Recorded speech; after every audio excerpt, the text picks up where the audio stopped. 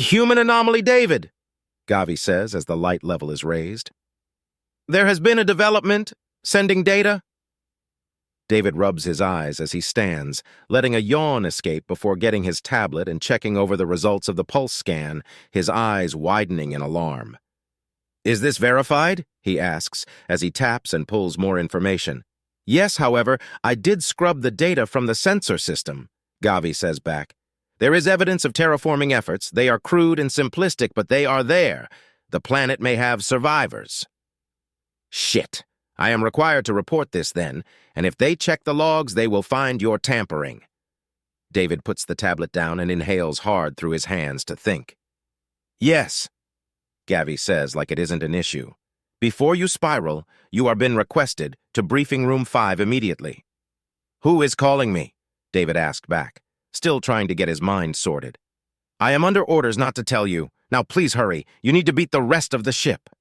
Gavi said, its voice still neutral. David didn't have a choice, but the AI wouldn't jeopardize the mission, so best to do as told, and find out who is giving orders. After all, it can't be the captain. The old bird's file says he is straightforward when it comes to security, and he would have just had David arrested by now. Briefing Room 5 is one of the smallest briefing rooms, made for when mediation is needed between the smaller races, but still big enough for David to stand in. As David walked in, he wasn't expecting the Vil-Anis leader sitting in one of the chairs.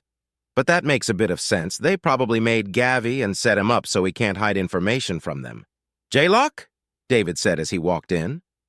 Jaylo was the smallest of the Vil-Anis aboard. He is also the oldest, and his fur is graying at the front half of his snout, but his eyes are still keen and show deep wells of intelligence. The little Vil-Anis raised a paw. Kikian, this is now a... He started before looking to David, his next word a clear message of what he knows. Family meeting. Yes, Maker, audio and visual scrubbing active, Gavi says, his voice giving an aura of reverence. David, I must say I am disappointed, he says as he hops out of his chair and starts to walk across the table. When I first got the report from Kikian or Gavi, I thought it a joke. But then I looked deeper and remembered how your kind fought the Jack-Kaol. He reached about halfway and stopped. Also, I can't say I like the idea of you wanting the Zandrafane pack on your side, but I understand this is a numbers game when the time comes, so... He took to a stance of rank, a stoic desire to be taken seriously on his face. For what it's worth, the Vil-Anis collection has your back, and you don't need to woo my daughter for it. His visage was a hard one. David looked at the little Vil-Anis. His kind has only 50 members on the ship, and they only came to try and get one of the 3 garden worlds on this expedition. Also, there is the fact that if he rejects the offer, Jaylo may tell the captain. David felt like there isn't a good way around this. I can't reject your offer now, can I? David said with a hard exhale. Okay, I'll bite Jaylo. What are you up to? I have 3 techs changing the video footage to what appears to be a known theological pirate gang from a few systems away, Jaylo says as he walks closer. Then when your team lands, you find the survivors, the planet is lost, but there are lots of worlds in the community that can be used as a second home. He gets close enough, so he has to tilt his head up to look at David. Your people. Just have to make it seem like we come in peace and can help them.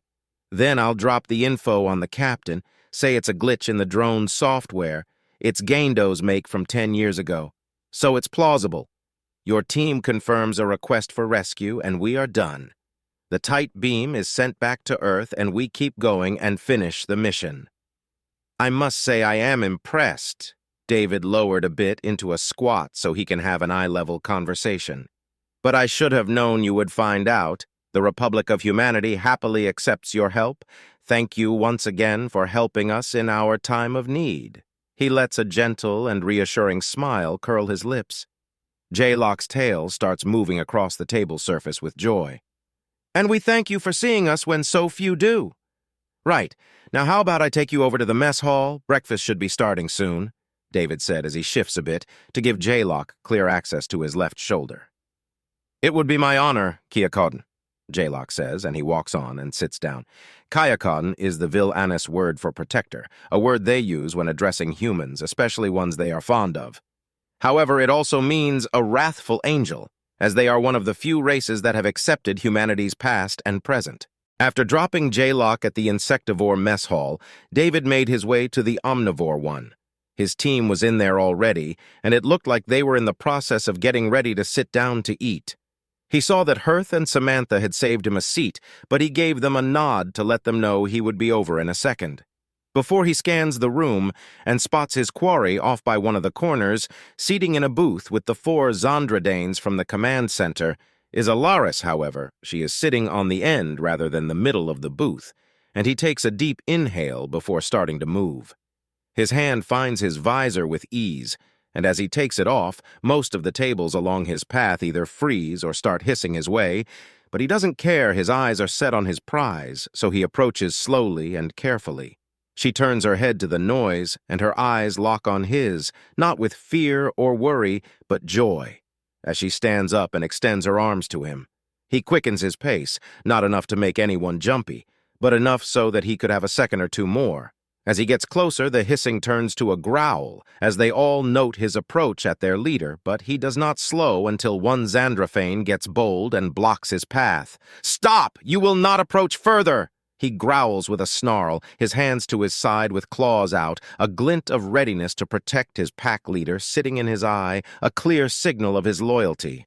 Something David admired if he wasn't standing in his way. With a nod from Alaris, David tilted his head a bit. "I will only say this once." David let his voice carry loud and hard, his mouth pulling to a snarl of his own, and rage filling his visage, his eyes squared on the man in his path. "Step aside, or I will make you," he emphasized every word. The Zandrafane watches him for a few more seconds, then fear gives way to stupidity, and he swings his right claw at David's face, a will to take his eyes overcoming a need to be smart. But this Zandrafane was young and eager to prove himself, a good trait to have when you know how and when to fight. David easily ducks under the haphazard swing and comes back up with a fist to the stomach of the youngling. His blow is hard enough to send a low thud throughout the hall. Then he grabs the Zandrafane by the shoulder and lowers him to the ground, before continuing towards Alaris, leaving the youngster to curl up at the power of the hit. David wasn't worried, though. His hit was not as hard as he could, just enough to keep the young man down. As he gets just shy of reaching her, she smiles. "My Kusifane, good morning," she says in a loud voice, stepping in, closing the gap, and giving a quick kiss, followed by a hug before she pulls out, clasping his hands in hers. "I hope you slept well." Her eyes are alit with joy, joy at seeing him, joy at the display of strength he gave, and joy at the stunned faces of some around her. But beneath it is a call for him to play along, one David sees loud and clear. "My Zandno, my evening was joyous until you departed, by night awash with your beauty and mind's eye. And though I slept, it was restless without you there," David says, while allowing his love of her carry, his face shifting to convey how he missed her and wished she had stayed. A display of love her kin would understand, but it was time for a nail in the coffin. "Would you allow me into your bed tonight so that I may sleep within your embrace, my Zanno?" She smiles at his performance, her tail swinging wildly, her ears up and aimed right at his, and a smile wide across her face. "Yes, you are a truly faithful Kusifane, one I would be remiss not to hold," she says before leaning in a bit, just shy of kissing him, before pulling away. "Tonight you rest with me in my den, and let none stop you." She lets him go. Her smile is still there, but her face says that he needs to walk away. So he slides his visor back on and steps back once before turning and walking to his table. Much to his chagrin, the whole team had witnessed, and it appears that M.A. had recorded the whole interaction. "Oh, wherefore art thou Romeo?" Hirth says as David sits down and elbows him. "Hey, so did you know what to say? Did you do theater in high school?" Samantha adds with a playful slap on the back. "So, why are you getting all fancy with her?" Hans asks. But David's eyes wander to Alaris, and for a second she locks on him, an apology sent with love to him in a wordless conversation, and he nods back with acceptance. Then turns to Samantha. "No, I didn't," switching to Hirth, and smiles. "You should read it. May help your game. What's the record now, 10 for 10? And settles on Hans. "No, I didn't want to, but her culture doesn't have the same understanding as we do towards displays of affection." The whole group stops and looks over, then back again to David, and Hans finally breaks the silence. "Wait, so did you just—" Did I ask her if we could have sex? David asks the group as he takes a bite from the food Hearth got him. They all nod, eyes studying him carefully, more than a few curious, others fascinated, and a few more confused. If you want to be pigs about it, then yes, David said in a tone that screams it is not a big deal. But if you want to be more realistic, I asked her to show them I am her favorite. Granted, she only has one, but they see this as her saying that I am allowed to come and go as I please. The briefing room was empty when David got there, and it slowly filled up again as the different leaders arrive. He was also happy to see Alaris choose to sit next to him, and Jaylo decided to sit on the table itself in front of David. The Duchess was the last to arrive, but that fits with her file. She apparently likes to take her time in the morning. As everyone settled in, the captain let a whistle go and spoke. Right. The result of the pulse scan shows no new update, however. That was to be expected. We will be reaffirming assignments. He waves his hand and summons the first planet, X5001A. Raise your hand if you are still sending people down or would like to join in. There is no change in the assignments, and the captain scratches at the alloy on his beak before waving to the next planet. X5001B? There is no change in the assignments, and the captain scratches at the alloy on his beak before waving to the next planet. Is the human contingent ready, David? Yes, sir, they are, and the necessities for their stay are loaded onto one of our shuttles, David says before a cough from Jaylo pulls everyone's attention. The Vil-Anis would like to send one team down. I have spoken to the team leader, and with the humans there, he feels that they can help under human protection, Jaylo says carefully. Everyone seems at a loss for words before the captain speaks. I don't think that's a good idea. Let the humans handle the investigation. Captain, the only ones that can see to my team's safe return is the humans. Perhaps David should have a say? Jaylo says, and then looks over his shoulder, his eyes watching David. After a bit of thinking, if I am allowed to add another fire team, then the danger level should be low enough for everyone, but that would mean a second shuttle will need to go, sir, David said. Third shuttle, David, and your last fire team, Alaris adds in. I'd like to send one science team down, too. The leader has offered to help the humans. The captain looks a bit unnerved and then looked to David, a plea to help him calling. David wanted to laugh, but contained his amusement, as the little movement of the Larishy eyes isn't meant to open that wide, or at least not normally. Sorry, Captain, but the extra manpower would speed up the whole mission. Also, there is greater safety in numbers, David said in a calm and reassuring tone. I'll make sure the extra teams are paired up properly. Fine, then I would ask the Xandraphanes to fill in for the human teams on search and rescue, the captain says with a note of defeat. I have already tasked 3. They are going over their kits now, Alaris says. Right. Anyone fancies a stroll on X5001D? The captain asked, only to have the Vishtani ruin his attempt at a joke. As the briefing room is cleared out, David holds Alaris's hand and taps the table so Jaylo knows not to leave yet, something the captain notices and eyes him as he stands. Need to plan the teams, David? The captain asks, as they are the only 4 left. Yes, Captain, I need to coordinate pairings, make sure that... David thinks it over for a second. No one ruffles each other's feathers, sir. A realistic answer, and the captain left with a nod, giving them the space to themselves, and David's face shifts to a mixture of anger and seriousness as the other 2 look at him. Why? He asks, as his hands lace into each other and rest on the table. Jaylo glances at Alaris, then he looks back to David. 1 second, David, Kikan, family meeting. His use of those words causes Alaris to eye the little Vil-Anis. Yes, Maker, Gavi says back. Alaris, we never met, but I have been added to David's little cadre of allies, Jaylo says calmly and carefully. Now I think we should bring you up to speed. Alaris narrowed her eyes. A glint of dislike showed at the words he used, but she was brought out of her thoughts as David took her hand before he spoke. It's okay. He is an ally, and I understand your distrust, but he is not like them. She watched David for a second, her eyes trying to see into his head, and saw he was being honest, so she sighed and gestured for the little Vil-Anis to continue. The drone over X5001C captured this footage and broadcast about 1 week ago, Jahalak said, as he waved his hand and the video played and waited for it to finish.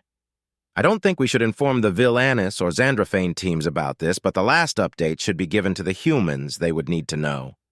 What update? Alaris asked, noting the use. Dave raised his hand with a wave and brought up the new information.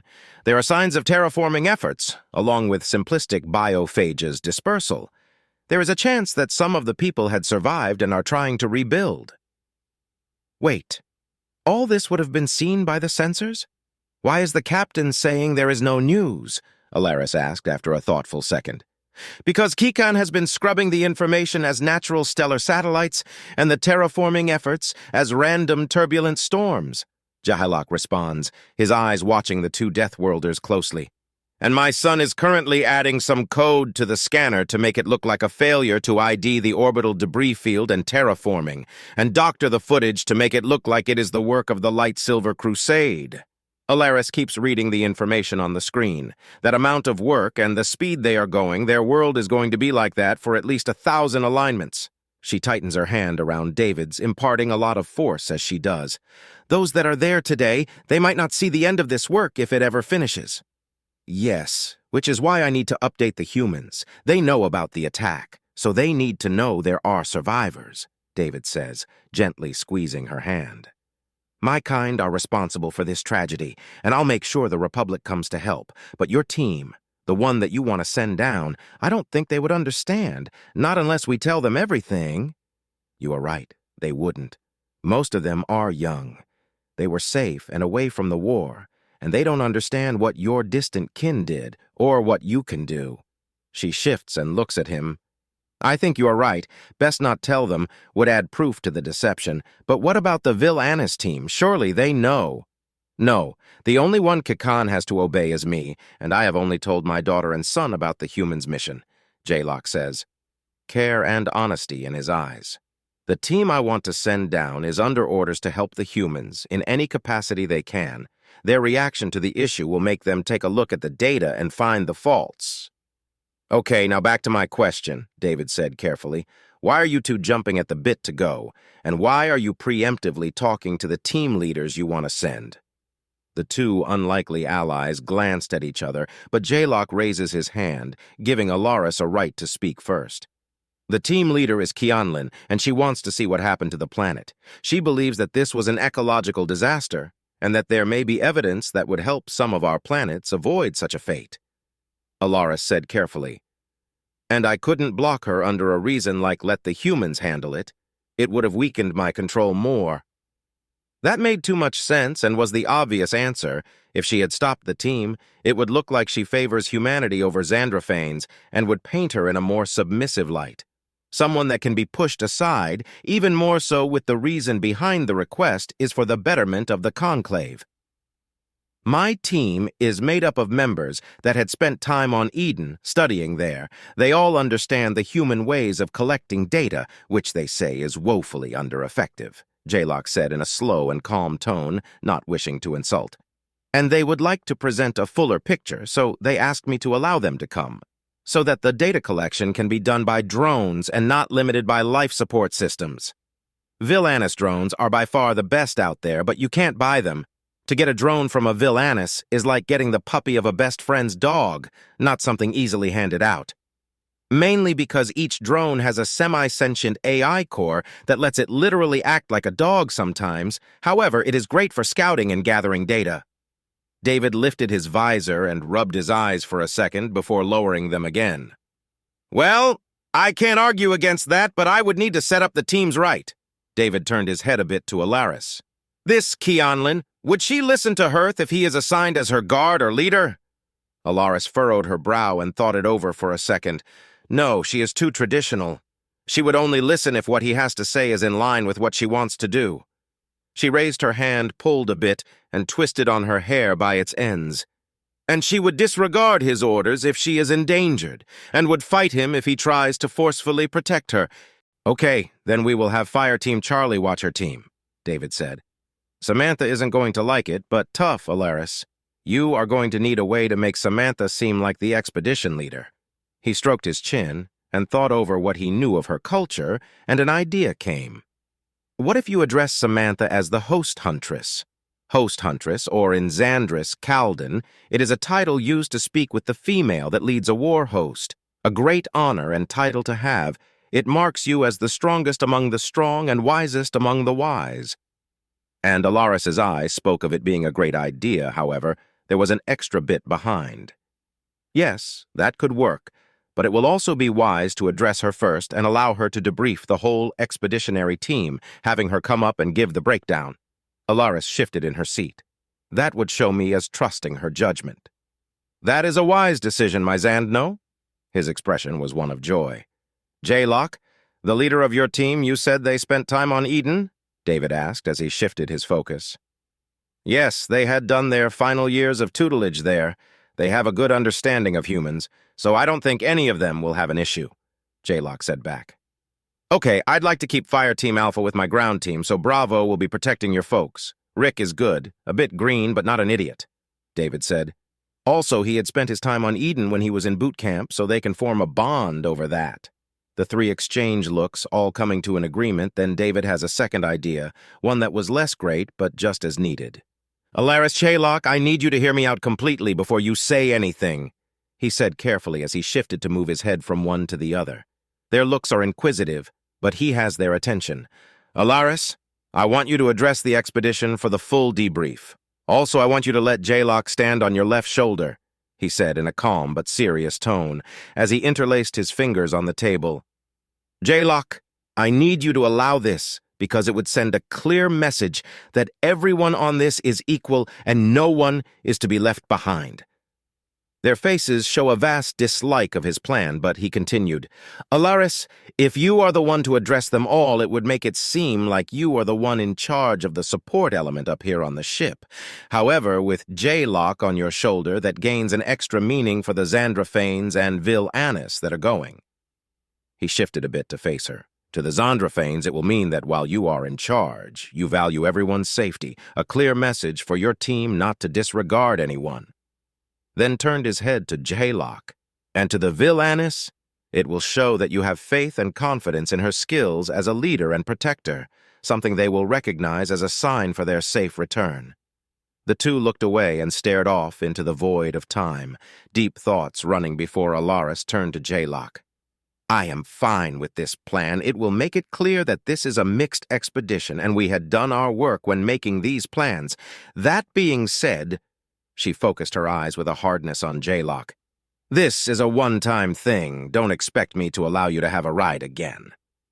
Jaylock let his tail slide with amusement. I would expect nothing less than that from the great Alaris Hincarno. Then his face shifted a bit and gave a gentle bow to Alaris. I am Jaylock Haig Adran Lois Anaknar III, and it is a pleasure to meet you.